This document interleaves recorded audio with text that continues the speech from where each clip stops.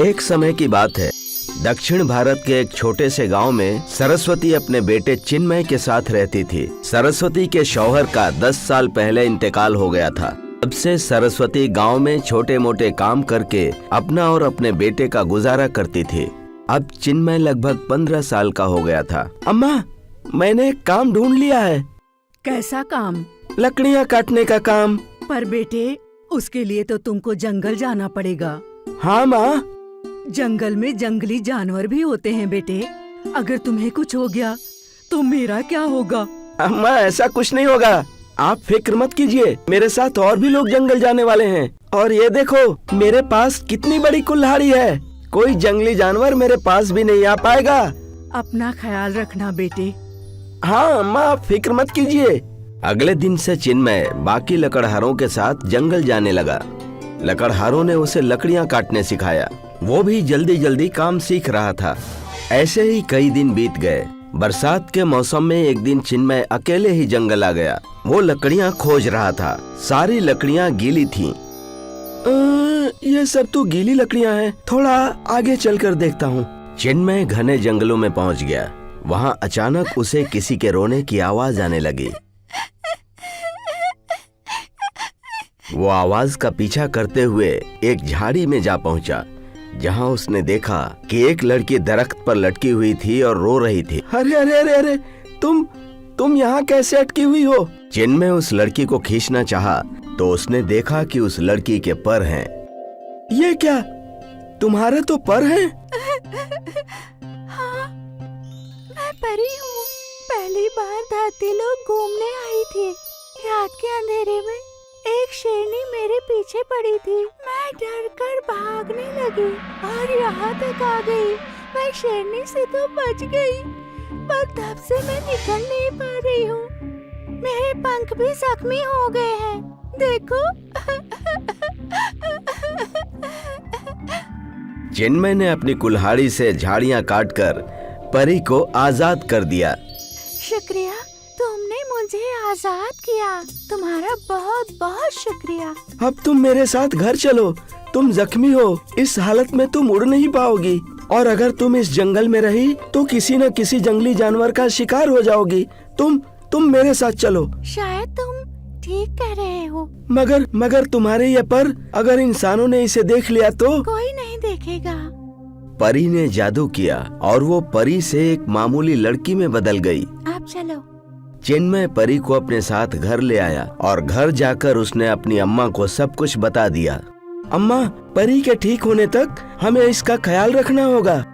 हाँ बेटे, हकीम के पास जाकर मरहम ले आ। नहीं, मरहम की जरूरत नहीं है। परियां अपनी खुद की ताकत से ही ठीक हो जाती हैं। बस हमें खाना और आराम की जरूरत होती है अम्मा। ठीक है बेटा, तुम आराम करो। मैं सबके खाने का इंतजाम करती हूँ। परी वहीं लेट गई और चिन्मय और सरस्वती घर के बाहर आ गए। परी हमारी मेहमान है, हमें उसे लजीज खाना खिलाना चाहिए। हाँ अम्मा। बेटे, हमारे पास पैसे भी तो नहीं हैं, पर ये ताजी सेंग की फलियां उगी हैं। सोचा था कुछ दिन बाद तेरी सालगिरह पर बनाऊंगी, लेकिन आज परी के लिए बना देती हूँ। हाँ अम्मा, अब जैसे आपको ठीक लगे। इन दोनों की सारी बातें परी ने सुन ली और उनके वहाँ से जाने के बाद परी ने सेंग के फलियों के दरख्त पर जादू किया। सरस्वती ने सेंग के फलियों से लजीज सांभर बनाया और चावल के साथ परी को खाने के लिए दिया। बहुत लजीज है। हाँ, ये सेंग की फलियां मैंने खुद उगाई हैं। मैं जानती हूँ अम्मा। परी ने खाना खाया और उसकी ताकत बढ़ गई। फिर उसने खुद ही अपने घावों को पूरी तरह भर दिया। अब मैं बिल्कुल ठीक हूँ और परी लोग लौट सकती हूँ अम्मा। आप दोनों ने मेरी बहुत मदद की है, शुक्रिया। ये हमारा उसूल है बेटा। अम्मा, मैं आपको कुछ देकर जा रही हूँ, आप इसे कबूल फरमाइए। आपकी सेंग के फलियों के पेड़ करिश्माई बन चुके हैं। आप जितनी बार इन सेंग की फलियों को निकालेंगी, ये उतने बार उगेंगे। अब जितनी मर्जी उतना सांभर बनाकर खाइए। शुक्रिया चिन्मय, तुम बहुत अच्छे हो। परी उड़कर वहाँ से चली गई। सरस्वती और चिन्मय बाहर आए और उन्होंने कुछ सेंग की फलियां तोड़ ली और वापस वहाँ नई फली उगाई। यह देखकर दोनों बहुत खुश हुए। अब तो हम जब मर्जी सांभर बना सकते हैं चिन्मय। अम्मा, सांभर बनाकर बेच भी सकते हैं। हाँ। चिन्मय और सरस्वती ने ढेर सारी सेंग की फलियां तोड़ ली और उन फलियों से ढेर सारा सांभर बनाया और साथ में चावल भी पकाए। मैं ये सांभर चावल बेच कर आता हूँ अम्मा। सांभर चावल का डब्बा लेकर चिन्मय बाजार पहुंचा। लोग उसका सांभर चावल बड़े मजे लेकर खा रहे थे और उसे पैसे दे रहे थे। उस दिन से सरस्वती रोज सेंग की फलियां तोड़कर उससे सांभर बनाया करती थी और चिन्मय इन सांभर चावल को बाजार में बेचता था। जादुई सेंग की फलियों से बना सांभर और चावल चिन्मय और सरस्वती के गुजारे का जरिया बन गया। उसके बाद सरस्वती कभी किसी के घर काम करने नहीं गए और न ही चिन्मय लकड़ियां काटने जंगल गया। अब वो दोनों सांभर चावल बेचकर ही अपना गुजारा कर रहे थे। दमादमपुर गांव में केतन अपनी बीवी रेखा के साथ रहता था। केतन अपने बेटे प्रवीण के साथ समोसे की दुकान चलाया करता था। केतन की समोसे की दुकान के सामने उसके बचपन के दोस्त मुन्ना की कुल्हड़ चाय की दुकान थी। केतन मुन्ना से हमेशा मिलने जाया करता था। क्या हाल है मुन्ना? आज तुमने अपने कुल्हड़ चाय की दुकान बहुत देर से खोली। इसी वजह से मुझे रेखा के हाथ की गंदी चाय पीनी पड़ी। माफ करना केतन भाई साहब, मगर मेरी तबीयत थोड़ी नासाज थी, इसी वजह से मैंने आज दुकान थोड़ी देर से खोली। अरे तो डॉक्टर को दिखाकर दवा ले लो और आज आराम करो, सेहत का ख्याल रखो। जी मैंने दवा ले ली। और आपके दुकान पर आज खरीदार नजर नहीं आ रहे हैं। कैसे आएंगे? आज प्रणीत अपने दोस्त की शादी में गया है और दुकान पर समोसे वही बनाता है। जब प्रणीत आ जाएगा तब दुकान पर समोसे बनाकर वही बेचेगा। इतने में वहाँ पर प्रणीत आ जाता है। मुन्ना काका, एक चाय दे दीजिए, जल्दी दीजिए, क्योंकि दुकान पर समोसे बनाने जाना है। एक काम करो, तुम जाकर समोसे बनाना शुरू करो, मैं तुम्हारी दुकान पर ही चाय भिजवा दूंगा। हाँ, ये ठीक रहेगा। चलो बेटा, मैं लेकर आता हूँ। प्रणीत के जाने के बाद मुन्ना उनसे कहता है, आपका बेटा बहुत मेहनती है, दिन भर दुकान चलाता है, बहुत मेहनत करता है। ये बात मैं अच्छी तरह जानता हूँ। तुम चाय दो, मैं लेकर जाऊँ। तुमसे शाम को मिलूंगा, फिर बैठकर गप्पे लगाएंगे। प्रणीत अपने समोसे के दुकान पर दिन रात मेहनत किया करता था। दिन रात समोसे बनाकर उन्हें बेचने का काम किया करता था। लेकिन इस बात से प्रणीत का दोस्त मंगलू उससे बेहद जलता था। प्रणीत के समोसे की दुकान पर बेहद भीड़ रहती थी और मंगलू के मिठाई की दुकान हमेशा खाली रहती थी। बेटा मंगलू, कहाँ हो? ये देखो, प्रणीत ने तुम्हारे लिए समोसे भेजे हैं। जी मैं अभी आया। इसकी क्या जरूरत थी? मैं उससे जाकर मिल लेता हूँ। मंगलू सीधा प्रणीत की दुकान पर जाता है। लगता है दुकान बहुत अच्छी चल रही है, मुफ्त में समोसे बांट रहे हो। अरे भाई, ऐसी कोई बात नहीं है। वो दरअसल मैंने आज समोसे कुछ ज्यादा बनाए थे तो सोचा तुम्हें भी दे दूं। मुझे सब पता है, तुम ये सब जानबूझकर करते हो, मुझे नीचा दिखाने के लिए। तुम्हारी समोसे की दुकान मेरी मिठाई की दुकान से ज्यादा चलती है, इसीलिए। मेरा मतलब ये बिल्कुल भी नहीं था, तुम गलत समझ रहे हो। चुप रहो और अपना काम करो। मंगलू प्रणीत की दुकान में उससे झगड़ा करने के बाद वहाँ से चला जाता है और जाकर एक बगीचे में बैठ जाता है। ये प्रणीत का बच्चा अपने आप को सोचता क्या है? हालांकि समोसे अच्छे बनाता है, मगर मेरी मिठाई भी किसी से कम थोड़े ही है। इसका कुछ करना पड़ेगा। मंगलू मन ही मन बातें कर ही रहा था कि वहाँ पर गोलू आ गया, जो कि उस गांव का चोर था और जेल से कुछ ही दिन पहले छूटकर वापस आया था। अरे गोले भाई, तुम जेल से कब छूटे और यहाँ इस बगीचे में क्या कर रहे हो? मैं अभी पिछले हफ्ते ही छूटा हूँ। अब से चोरी करना मैं बंद कर दूंगा और एक आम जिंदगी जीऊंगा। आम जिंदगी में बहुत चोचले हैं गोलू भाई। बड़े परेशान दिख रहे हो, क्या बात है? मंगलू गोलू को अपनी सारी परेशानी बताता है। तब गोलू उससे कहता है, अरे इतनी सी बात है, जाकर उसके समोसे में जमाल गोटा यानी पेट खराब करने की दवा मिला देता हूँ। और क्या, पूरा गांव जब उसके समोसे खाकर खेत की तरफ भागेगा तब मजा आएगा। ये कुछ ज्यादा नहीं हो जाएगा? मैंने तो तरकीब बता दी, बाकी अब सब कुछ तुम पर है। गोलू की बात सच है। मैं उसके समोसे में दवाई मिलाकर उसकी पूरी दुकान चौपट कर दूंगा। मंगलू अपने घर पर पूरी रात उसी ख्याल में डूबा रहता है और गोलू को कुछ रुपए देकर प्रणीत के समोसे की दुकान में दवाई मिलाने के लिए कहता है। आज के दारू का इंतजाम तो हो गया, उसके समोसे में दवाई डाल दूंगा और शाम को मस्त टिकाकर सो जाऊंगा।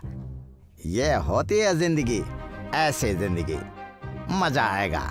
गोलू प्रणीत के समोसे की दुकान पर जाकर दवाई डाल देता है। उस दिन समोसे बहुत बिकते हैं। लोग दूर दूर से आकर दवाई मिला हुआ समोसा लेकर जाते हैं। देखा माँ, आज हमारे समोसे बहुत बिके। भगवान करे ऐसा ही कारोबार हमारा चलता रहे। दोनों बातें कर ही रहे थे कि कुछ लोग अपना पेट दबाते हुए उनके यहाँ पर आ गए। ये तुमने समोसे में क्या मिला दिया? मेरे घर का पूरा पानी खत्म हो गया। खेत के घास से काम चलाना पड़ रहा है मुझे। तुम्हारे समोसे बहुत बेकार हैं। मेरा पूरा खानदान बाथरूम का चक्कर लगा लगा कर थक गए हैं। क्या मिलाया था तुमने समोसों में? मैं तो पहले से ही पतला हूँ, पूरा दिन जुलाब कर करके और पतला हो गया हूँ। दवाई वाले समोसे खाकर पूरे गांव को जुलाब हो गया था और यही सब वजह से प्रणीत के समोसे की दुकान चलनी बंद हो गई। आज के बाद तुम्हारी दुकान पर कोई नहीं आएगा, सब मिठाई खाएंगे, समोसा कोई नहीं खाएगा। प्रणीत की दुकान न चलने की वजह से मंगलू के मिठाई की दुकान खूब चलने लगी। इस बात से प्रणीत परेशान होकर मुन्ना की चाय की दुकान पर जाता है। क्या बताऊं मुन्ना काका, सब कुछ इतना अच्छा चल रहा था, आज मैं बहुत परेशान हो गया हूँ। बेटा, उतार चढ़ाव तो आते ही रहते हैं, सादा जीवन उच्च विचार। मुन्ना काका के मुंह से मामूली जिंदगी और बड़े ख्याल सुनकर प्रणीत अपने अब्बू को बुलाता है। पिताजी, यहाँ आइए। मेरे पास हमारी दुकान बचाने के लिए एक तरकीब है। क्या तरकीब है? आप खिचड़ी बहुत अच्छी बनाते हैं, क्यों ना हम अब खिचड़ी का कारोबार करें? इससे जो लोगों का पेट खराब है वो भी ठीक हो जाएगा, उन्हें हल्का खाना खाने को मिलेगा और हमारा जो कारोबार बिगड़ चुका है वो भी ठीक हो जाएगा। वाह बेटा वाह, तुमने क्या तरकीब निकाली है, हम ऐसा ही करेंगे। क्या मैं भी इसमें शामिल हो सकता हूँ? हम कुल्हड़ खिचड़ी बनाकर बेचेंगे। अरे मुन्ना भाई, ये भी कोई पूछने की बात है? आप जरूर हमारे साथ हमारी कुल्हड़ खिचड़ी की दुकान पर आ सकते हैं। केतन, मुन्ना और प्रणीत उसी दिन अपनी कुल्हड़ की खिचड़ी की दुकान खोलते हैं। केतन खिचड़ी बनाकर प्रणीत को देता है। प्रणीत उन्हें कुल्हड़ में डालकर लोगों को बेचने लगता है। आओ आओ, कुल्हड़ खिचड़ी खाओ, जिसका भी पेट खराब हुआ है यहाँ आओ और ये खा कर जाओ, पहले दिन मुफ्त इलाज। हाँ बेटा, तुमने पहले दिन मुफ्त करके बहुत अच्छा किया। अगर आज कोई ठीक हो गया तो कल से हमारी खरीदारी भी बढ़ जाएगी। पहले दिन ही कुल्हड़ खिचड़ी बहुत बिकी। उनके यहाँ बहुत सारे लोग आए। जैसे जैसे लोगों को पता चला कि कुल्हड़ खिचड़ी खाने की वजह से उनका पेट साफ हो जाएगा, वो प्रणीत की कुल्हड़ खिचड़ी की दुकान पर जाने लगे। मुझे मेरे पूरे खानदान के लिए कुल्हड़ खिचड़ी देना और इस बार थोड़ा ज्यादा देना। देखते ही देखते प्रणीत, मुन्ना और केतन की कुल्हड़ खिचड़ी की दुकान बेहद चलने लगी। दोनों बाप बेटे और मुन्ना कुल्हड़ खिचड़ी की दुकान बहुत अच्छे से चलाने लगे। तुम्हारा बहुत बहुत शुक्रिया जो तुमने मुझे भी कुल्हड़ खिचड़ी का हिस्सा बनाया। ये हमारे लिए खुशनसीबी की बात है कि जब हमारे ऊपर मुसीबत थी तब आप हमारे साथ खड़े थे। ये सब देखकर गोलू और मंगलू सर पीटने लगे। गोलू को चोरी के इल्जाम में पुलिस ने फिर से पकड़ लिया और मंगलू अपनी छोटी सी मिठाई की दुकान फिर से चलाने लगा, जो कि बिल्कुल नहीं चलती थी। एक बार सुंदरवन कस्बे में गर्मी बेहद बढ़ने लगी। सारी फसलें सूखने लगी। अचानक क्या पता मौसम को क्या हो गया था। इस बार बरसात के मौसम में भी आसमान से एक भी बूंद पानी नहीं टपकी। सुंदरवन कस्बे के सारे लोग बेहद परेशान थे। आखिरकार इन्हें पानी के लिए दर दर भटकना पड़ रहा था। पता नहीं इस बार इंद्रदेव हमसे क्यों नाराज हैं।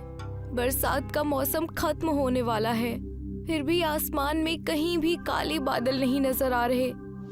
मुझे तो लगता है हमारे प्यारे से सुंदरवन गांव को किसी की नजर लग गई है, तभी ये सब हो रहा है। नहीं तो आज तक ऐसे हालात कभी भी देखने को नहीं मिले थे। मैं तो जब भी सुंदरवन कस्बे का नाम लेती हूँ तो मुझे वो प्यारे प्यारे सुंदर फूल, मन को मोहने वाले नजारे याद आते हैं। राधिका आंखें बंद करती है और आज से 2 साल पहले के सुंदरवन कस्बे को याद करती है। सुंदरवन बहुत ही खूबसूरत लग रहा है। सूर्योदय के वक्त सूरज की पहली किरण पड़ते ही गांव में एक चमक सी हो जाती है। चारों तरफ हरियाली ही हरियाली है। परिंदे सुबह सुबह चहक रहे हैं और खाने की तलाश में आसमान में निकल पड़े हैं। औरतें कुएं से पानी भर कर आ रही हैं। किसान अपने बैलों को लेकर खेतों की ओर बढ़ रहे हैं। बच्चे अपने स्कूल बैग लेकर स्कूल की ओर बढ़ रहे हैं। सभी लोग बेहद खुश दिखाई दे रहे हैं। राधिका एक सुनहरे सपने की तरह इन सब को याद कर रही थी कि तभी वीरेंद्र उसे सपने से जगाता है। अरे कहाँ खो गई? आजकल खुली आंखों से भी ख्वाब देखने लगी हो क्या? सपना नहीं देख रही थी, आज से 2 साल पहले के सुंदरवन को याद कर रही थी। हाँ यार, वो भी क्या दिन थे जब इस गांव में खुशहाली खुशहाली, हरियाली ही हरियाली और चारों तरफ चकाचौंध थी। लोग इस गांव को देखने के लिए, यहाँ की खूबसूरती देखने के लिए दूर दूर से आया करते थे। और एक आज का दिन है, इस गांव में जीना मुश्किल हो गया है। पता नहीं आगे क्या होगा।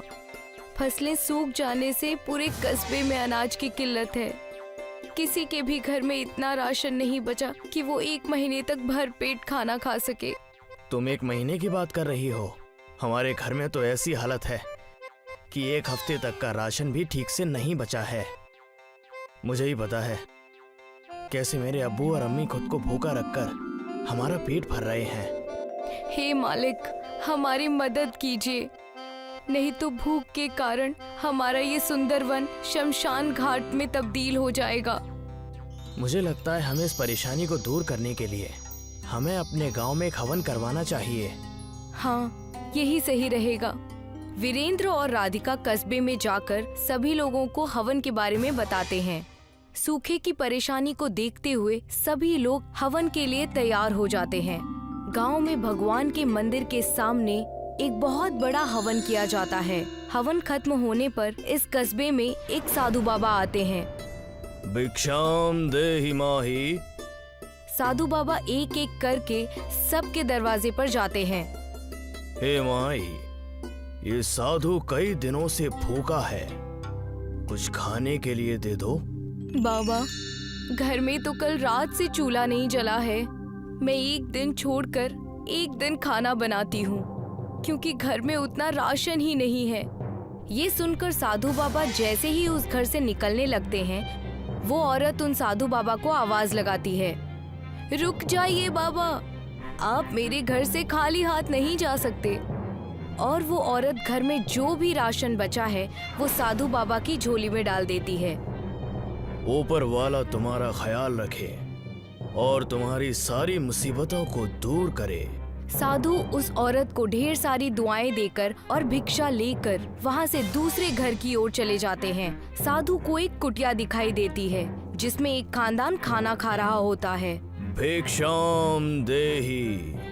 साधु की आवाज सुनकर खानदान का मुखिया बाहर आता है और उन्हें अपने हिस्से का खाना दे देता है। साधु उस मुखिया के हिस्से की 1 रोटी खाते हैं, पर उससे उनका पेट नहीं भरता। साधु के चेहरे पर खुशी न देखकर खानदान का मुखिया घर के अंदर जाता है और अपनी बीवी का खाना लाकर भी साधु बाबा को दे देता है। साधु बाबा ये 1 रोटी और खा लेते हैं, पर इससे भी उनका पेट नहीं भरता। हे नेक इंसान, तुमने ये अधूरा खाना खिलाकर मेरी भूख को और भी ज्यादा बढ़ा दिया है। ये लीजिए बाबा, आप मेरा भी खाना खा लीजिए। ये लीजिए साधु बाबा, आप मेरे हिस्से का भी खाना खा लीजिए और अपनी भूख मिटा लीजिए। साधु बाबा ये सारा खाना खा लेते हैं और इस खानदान की सेवा भक्ति को देखकर इन्हें ढेर सारी दुआएं देते हैं। हे नेक इंसान, मैं तुम्हारी इंसानियत और नेक दिली देखकर बहुत खुश हुआ और दंग रह गया हूँ। तुमने और तुम्हारे खानदान ने खुद को भूखा रखकर आज मेरा पेट भरा है। ऊपर वाला तुम्हारा ख्याल रखे, तुम्हारी सारी मुसीबतों को दूर करे। साधु बाबा इन्हें दुआएं देकर अगले दरवाजे की ओर बढ़ते हैं। ऐसा करते करते साधु बाबा पूरे सुंदरवन कस्बे में घूमते हैं और भिक्षा मांगते हैं। देखते ही देखते शाम हो जाती है और साधु बाबा उस गांव से चले जाते हैं। कस्बे के सभी लोगों के पास जो भी कुछ था वो सब कुछ उन्होंने साधु बाबा को दान में दे दिया। अब किसी के पास अगले दिन खाने के लिए एक निवाला भी नहीं बचा था। पर जैसे ही सुबह होती है और सूरज निकलता है तो सुंदरवन कस्बे के नजारे को देखकर सभी लोग हैरान रह जाते हैं, क्योंकि कस्बे के एक तरफ से पानी की नदी और दूसरी तरफ से चावल की नदी बहने लगी है। हाँ, ये तो सचमुच में ईश्वर की कृपा हो गई गांव पर। सभी कस्बे वालों ने एक नदी से पानी और दूसरी नदी से चावल लिए और कस्बे में एक बहुत बड़ी दावत रखी गई।